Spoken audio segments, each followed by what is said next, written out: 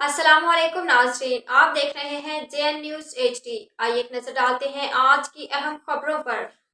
खबर शान करते हैं सियालकोट से। खबर से आगाह कर रहे हैं हमारे नुमाइंदे साजिद इकबाल घुमन बाबा शहर इकबाल मिर्जा खुर्रम ज़ेब शाह जी उम्मीदवार पीपी 38 ने हमरा शेख असलम रहनुमा अंजुमन ताजरान सियालकोट ख्वाजा आमिर रशीद रहनुमा पाकिस्तान मुस्लिम लीग नून ने रहमान फाउंडेशन फ्री डायलिसिस अस्पताल सियालकोट का दौरा किया।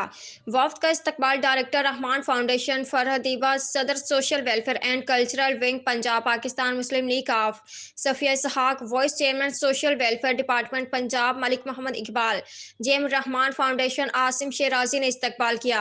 डायरेक्टर रहमान फाउंडेशन फरहदीबा ने दौरा पर आए मिर्जा खुर्रम औरंगजेब शाह जी को बानी रहमान फाउंडेशन फ्री डायलिसिस अस्पताल डॉक्टर वकार अहमद न्याज के गुर्दों के मरीजों के लिए खिदमात और रहमान फाउंडेशन के क़याम के अगराज व मकासद और गरीब और नादार लोगों के मुफ्त डायलिसिस पर तफसीली मालूमात दी।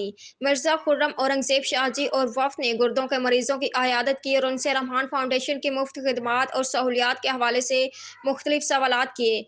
मरीजों ने रहमान फाउंडेशन फ्री डायलिसिस अस्पताल की मुफ्त सहूलियात को मयारी और तसल्ली बख्श करार दिया और अदारे के स्टाफ के खिलाफ ताउन की तारीफ की, जिस पर मिर्जा खुर्रम औरंगजेब शाह जी ने रहमान फाउंडेशन फ्री डायलिसिस अस्पताल की कारकर्दगी और किडनी के मरीजों के लिए सहूलियात और सर्विसेज पर इत्मीनान का इजहार किया और रहमान फाउंडेशन फ्री डायलिसिस अस्पताल के लिए अतिया का ऐलान किया।